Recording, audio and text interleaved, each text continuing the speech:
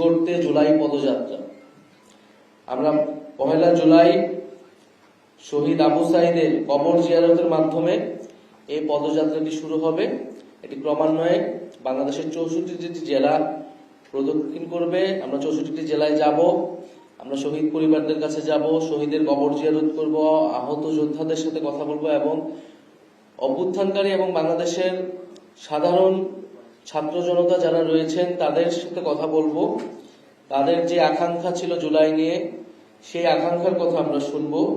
ফলে মানুষের কাছে যেতে এবং জুলাইকে মানুষের কাছে গিয়ে সাধারণ মানুষের সাথে মিলে স্মরণ করতেই এই কর্মসূচিটি।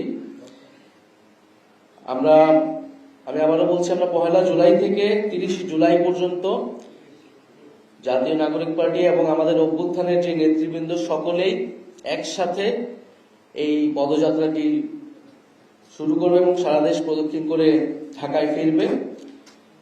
ফলে আমরা এই জুলাই গণঅভ্যুত্থানের পরে যে আকাঙ্ক্ষা নিয়ে আমরা বলেছিলাম নতুন বাংলাদেশ, বাংলাদেশ 2.0, আমরা মনে করি সেই বাংলাদেশ বিনির্মাণের কাজ, রাষ্ট্র পুনর্গঠনের কাজটি এখনো চলমান। ফলে সেই দেশ গড়ার লক্ষ্যে দেশ গড়তে জুলাই পদযাত্রা, এটি আমাদের ট্যাগলাইন। এর মধ্যে আমরা 16 জুলাই যেদিন শহীদ আবু সাঈদ শহীদ হন, এই জুলাই গণঅভ্যুত্থানের প্রথম শহীদ, এবং তার শহীদ হওয়ার মধ্য দিয়েই আমাদের যে জুলাই গণঅভ্যুত্থান শহীদের যে মিছিল, সেই মিছিলটি আসলে শুরু হয়েছে। ফলে সেই দিনকে আমরা বৈষম্য বিরোধী শহীদ দিবস হিসেবে পালন করব এবং সারা দেশে শহীদদের জন্য দোয়া মাহফিল এবং স্মরণসভা অনুষ্ঠিত হবে। বৈষম্য বিরোধী শহীদ দিবস 16 জুলাই। আমরা 3রা আগস্ট, আপনারা জানেন যে 3রা আগস্ট শহীদ মিনারে ফ্যাসিবাদ বিরোধী 1 দফা দিবস ঘোষণা হয়েছিল। আমরা এই বছর 3রা আগস্ট শহীদ মিনারে ছাত্র জনতার জুলাই ঘোষণাপত্র ইশতেহার পাঠ কর্মসূচি অনুষ্ঠিত হবে।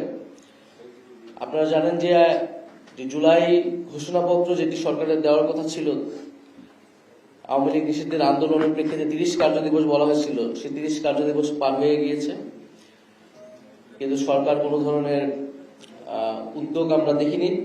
এই জুলাই ঘোষণাপত্রের দাবিটি ছিল যারা অভ্যুত্থানকারী ছাত্র নেতৃত্ব তাদের পক্ষ থেকে এই দাবিটি এসেছিল যে জুলাইয়ের ঐতিহাসিক প্রেক্ষাপট, সাংবিধানিক স্বীকৃতি, শহীদদের মর্যাদা ইত্যাদি নিশ্চিত করার জন্য আমাদের এই জুলাই ঘোষণাপত্রটি প্রয়োজন।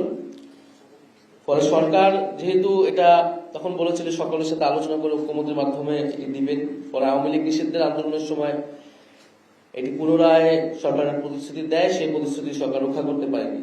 ফলে আমরা মনে করি যে অভ্যুত্থান ছাত্র জনতা করেছেন এবং এই ঘোষণাপত্র আমরা ছাত্র জনতাকে সাথে নিয়ে তাই 3রা আগস্ট এই ছাত্র জনতার জুলাই ঘোষণাপত্র এবং ইশতেহার কর্মসূচি রাখছি। সারা বাংলাদেশের মানুষের আকাঙ্ক্ষা, তাদের প্রত্যাশা শুনে তাদেরকে সাথে নিয়ে আমরা 3রা আগস্ট শহীদ মিনারে ছাত্র জনতার জুলাই ঘোষণাপত্র এবং ইশতেহার পাঠ করব এবং 5 আগস্ট আমরা ছাত্র জনতার মুক্তি দিবস উদযাপন করব। 5 আগস্ট আমরা জানি যে শেখ হাসিনা পলায়নের মাধ্যমে এই গণঅভ্যুত্থান একটা প্রাথমিক বিজয় অর্জন করেছিল এবং বাংলাদেশের মানুষ নতুন করে স্বাধীনতা এবং মুক্তি লাভ করেছিল। ফলে সেই মুক্তি উদযাপনে আমরা 5 আগস্ট ছাত্র জনতার মুক্তি দিবস উদযাপন করব। আমি যদি সংক্ষেপে আরেকবার বলি,